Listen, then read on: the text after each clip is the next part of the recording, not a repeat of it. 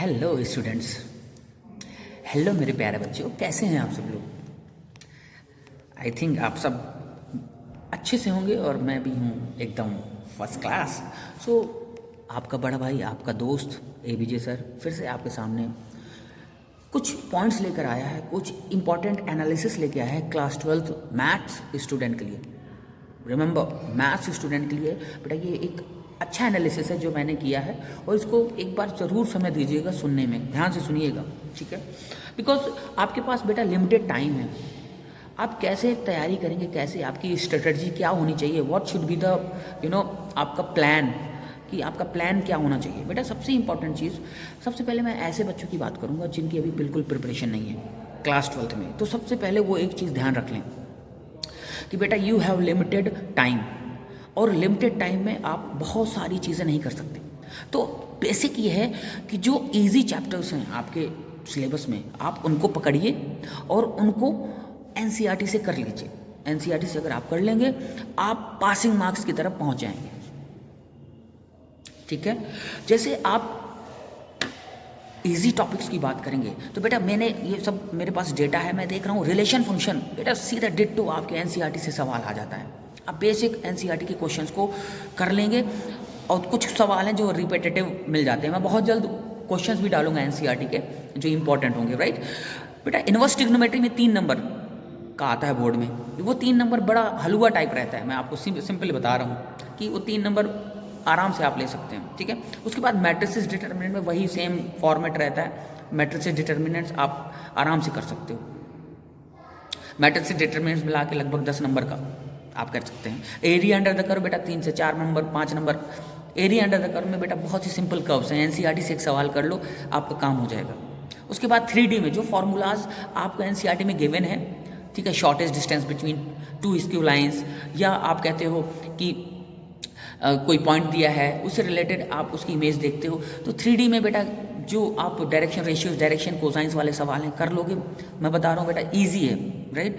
फिर linear programming 5 number, linear programming में 5 number आप सिंपली बिल्कुल आप ग्रैब कर सकते हो।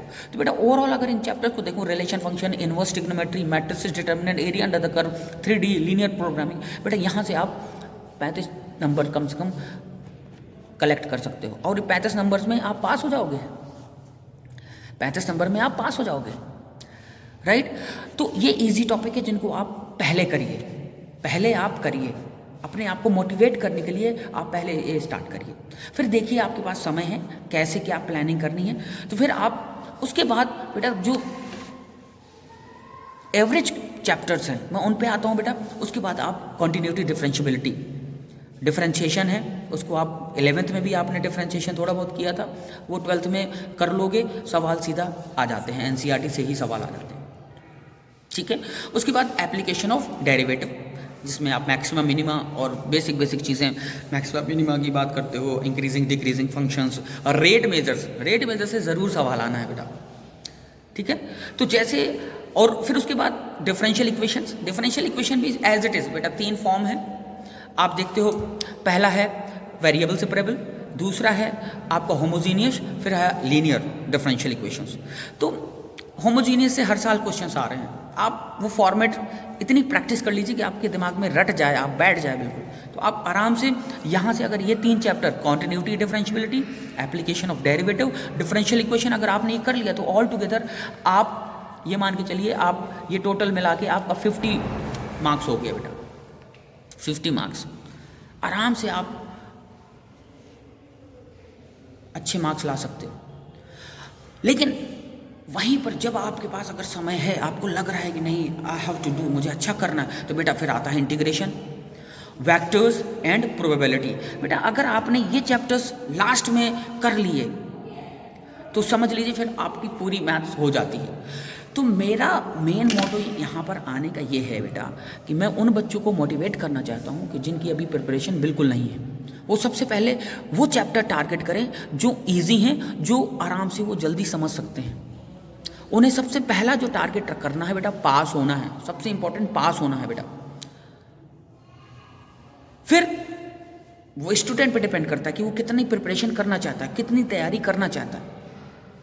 फिर आप क्वांटिटेटिव डिफरेंशियबिलिटी और यहाँ पर application of derivative differential equations, ये कर लोगे तो आप और अच्छे एवरेज मार्क्स आ जाएंगे। और जहाँ से आपने इंटीग्रेशन और वेक्टर प्रोबेबिलिटी कर लिया तो ऑल टुगेदर आपका सब तैयार हो जाएगा।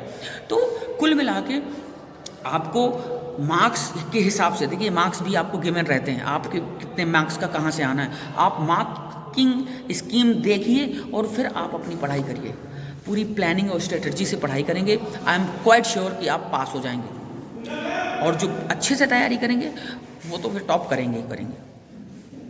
तो that's all for today, thank you so much, wish you all the very best.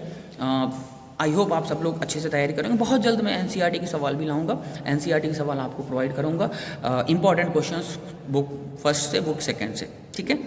तो बी इन टच, और कोई भी आपको डाउट्स हो, क्वेरीज हो, तो प्लीज़ कमेंट बॉक्स में कमेंट करिए, और वीडियो अगर आपको पसंद आती है तो प्लीज़ लाइक एंड सब्सक्राइब कर दीजिए, सो दैट मुझे मोटिवेशन मिले और मैं आपके लिए वीडियोज़ बनाता रहूँगा। Okay, thank you so much, have a great day.